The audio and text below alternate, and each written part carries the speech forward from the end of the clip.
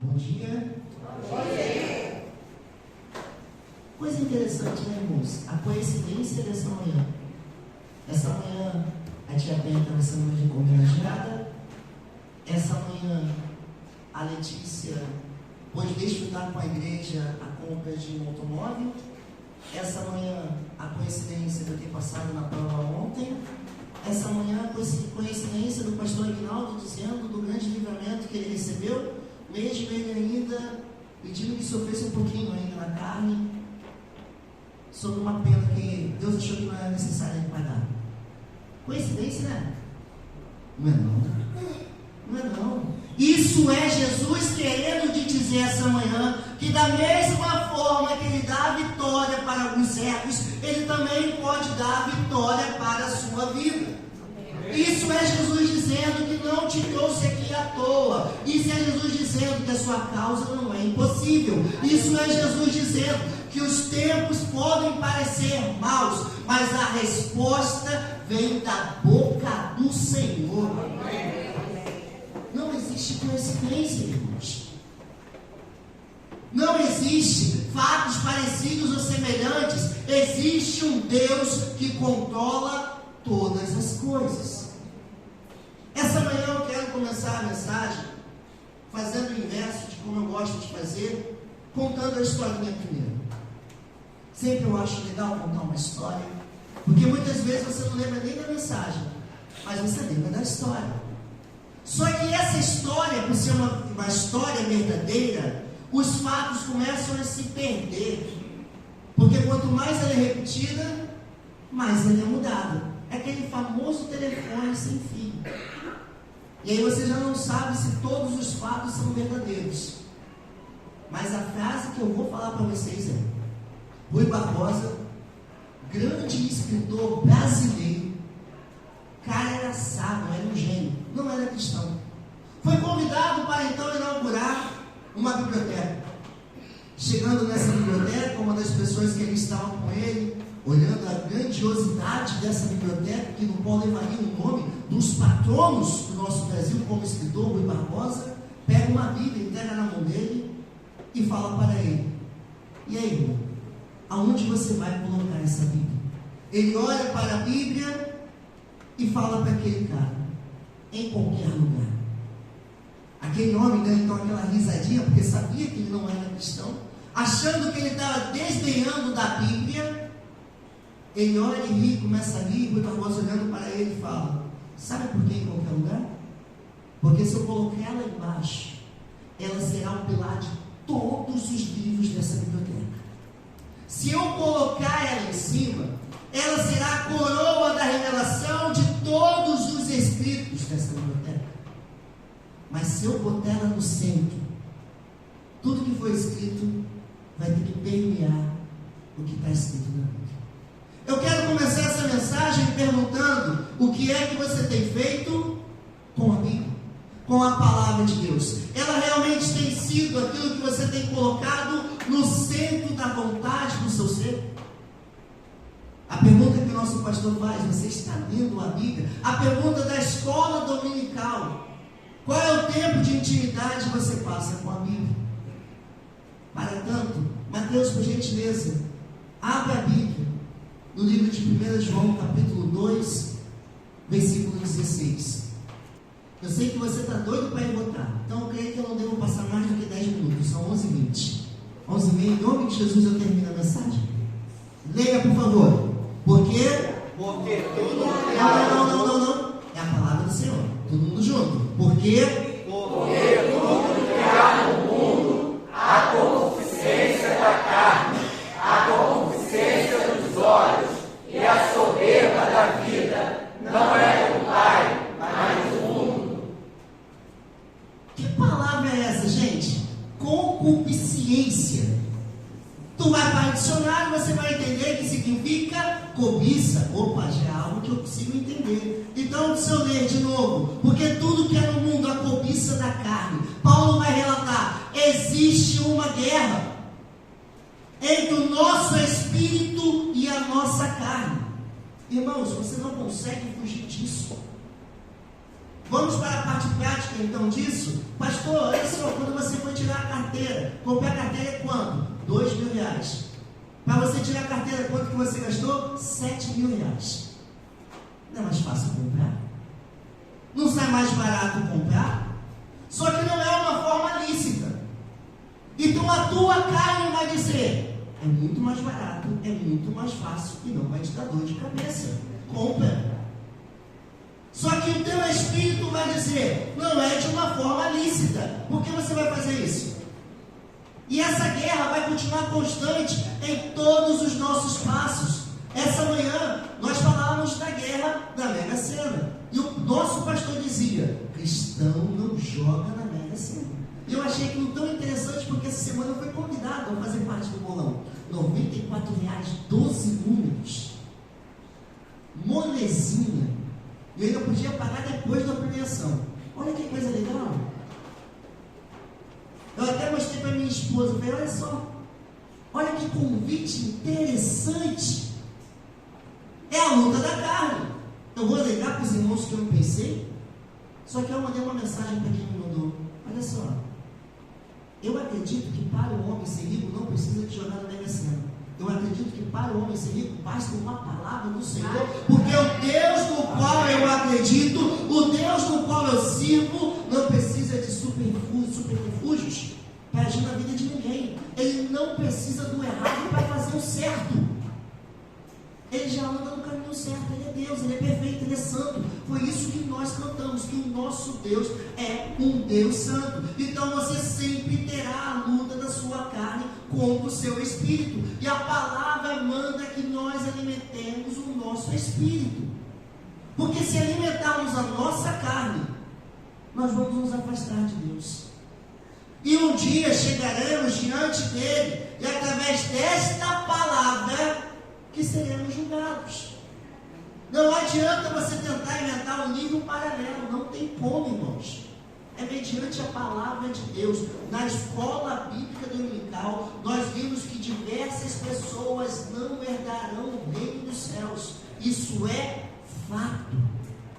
Então João, discípulo de Jesus, aquele que era o filho do trovão, e agora conhecido como discípulo do amor, ele está dizendo no capítulo 2, começa dizendo, filhinhos, amados, prestem atenção, não deixe que a cobiça da carne seja maior do que o fruto do Espírito que já habita em nós.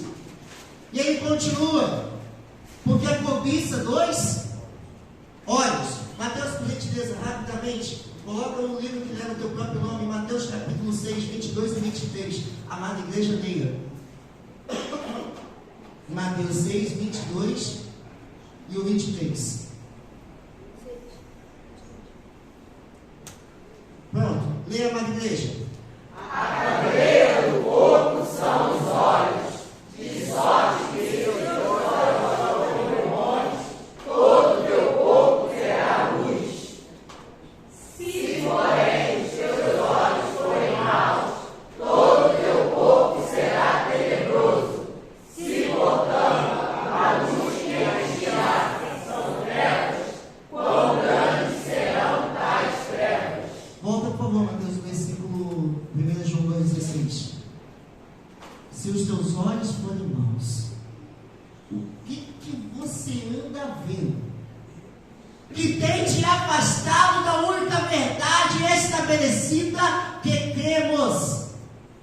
Amados irmãos, a Bíblia já contou o final da história. E o final da nossa história é um final glorioso. É o final no qual reinaremos com Cristo. É o final no qual faremos parte de uma grande mesa. Quem é que está te contando algo diferente disso? E por que os seus olhos ainda estão olhando para isso? Se os seus olhos forem bons, todo o teu corpo terá luz. Em outras palavras, se vocês continuarem acreditando no que Deus está falando, o mundo não terá mais poder sobre a sua vida. Porque por mais que a sua vida esteja difícil, você não olha para o que acontece no mundo, você olha para o grande acontecimento que já está acontecendo nos céus, porque o nosso Deus é um ser atemporal, o tempo não limita ele. Por isso que Efésios 2 fala e afirma: nas regiões celestiais. Irmãos, vocês não vão reinar, vocês já estão reinando. O nosso maior problema é que os nossos olhos veem as coisas de uma forma diferente. A gente olha para o mundo, a gente olha para o sofrimento, e muitas vezes aquilo que parece ser pequeno para uns é grande demais para outros. Quando eu fui tirar a carteira, eu acho interessante relatar isso, não poderia deixar de falar, porque eu não acredito em coincidência. Quando eu fui tirar a carteira, irmãos, eu dirijo desde os 18 anos. Eu fiz aula no quartel. Só não fiz a prova porque era longe e ficava com preguiça de fazer prova, então já dirigia. Quando eu fui para a Itália, dirigia. Fui para a autoescola, dirigia. A primeira vez, o carro encostou em cima da faixa, pode acontecer. A segunda vez que eu não passei, eu falei, tem alguma coisa errada. O que está acontecendo? Eu sei dirigir. A terceira vez, mais absurda de todas, eu deveria pegar um instrutor na saída da baliza, eu já estava no meio da pista. E aí a instrutora de dentro falou, você esqueceu meu colega lá atrás. Irmãos, quem já fez carteira sabe que isso é uma coisa meio que absurda. Sabe o que eu fiz? Dei ré, peguei um instrutor. E ela falou, nossa, bom, agora vamos. E mesmo assim eu reprovei. E eu fiquei pensando, tem alguma coisa errada. E na terceira vez foi quando todas as coisas dentro da minha casa começaram a dar errado. Meu inquilino quebrou a casa toda, saiu de casa, deixou um prejuízo danado, e eu olhei para a Bel e falei, e agora, Bel? É Deus querendo falar alguma coisa. Peguei a Belzinha, começamos a andar pelo calçadão e falei, precisamos tampar as brechas da nossa vida, porque a gente está em pecado. Só pode, está tudo dando errado. E para completar, o cara ainda pediu a nossa casa. Eu falei, não, agora eu sei que está tudo errado mesmo. Mas uma coisa eu aprendi, se eu não infartei naquele dia, eu não infarto nunca mais. Porque os problemas vêm. Mas aonde estavam os meus olhos? Quando eu vi que as coisas não estavam acontecendo, o que eu fiz? Que é o dever de cada cristão? Falar com aquele que pode resolver os problemas. Não é para a internet dizer, minha vida está difícil. Não, irmãos. Senhor, é para mim desistir? Não é da sua vontade? O que eu faço? Aí Deus fala, luta. O que a gente faz? Luta. Se Deus mandou, o que a gente tem que fazer, irmãos?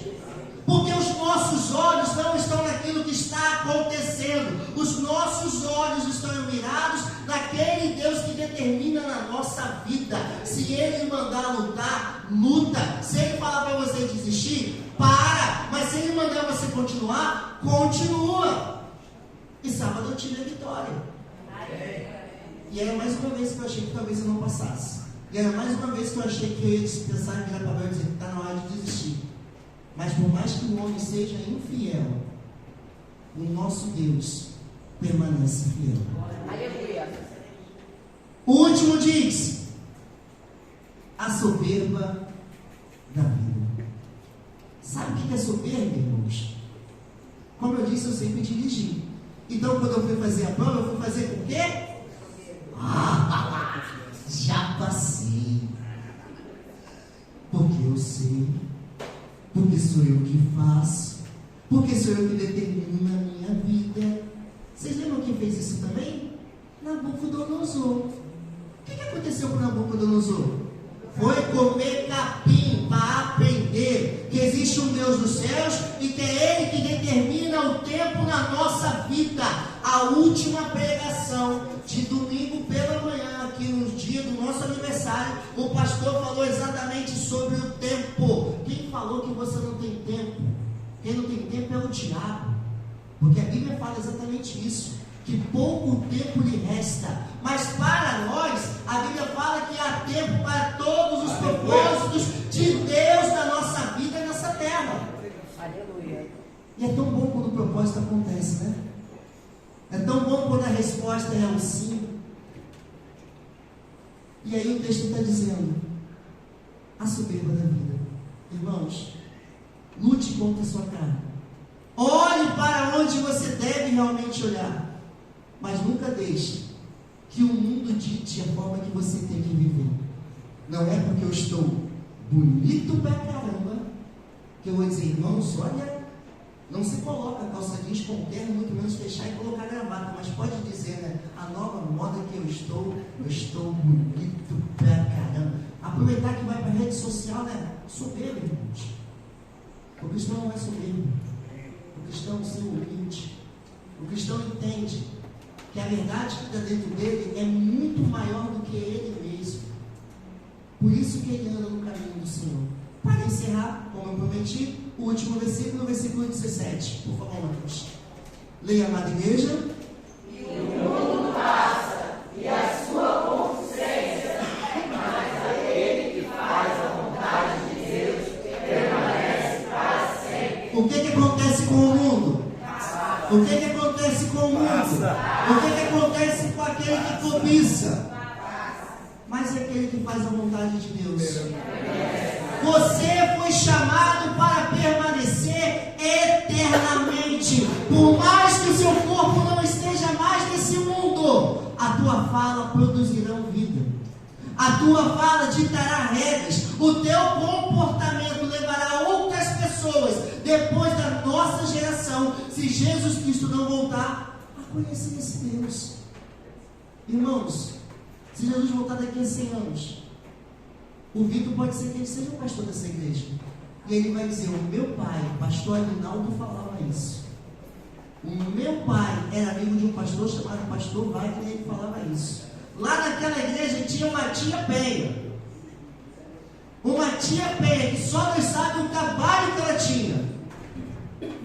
Quando você permanece no Senhor, amém. Enquanto esse mundo existir, pessoas falarão de você. E sabe qual é a melhor parte disso? Que quando você permanece no Senhor, você ainda vai para os céus e lá falarão de você. Você imaginou Davi? Cara, naquela época, lá em 2022, tinha um cara chamado Mateus que mexia no computador. Eu não sei nem mexer naquilo. O moleque era ousado, bênção de Deus. Ou você acha que lá no céu você não vai falar sobre nada? Só vai ficar cantando com a sua harpinha? Enganaram você, gente. Lá no céu é um lugar de relacionamento.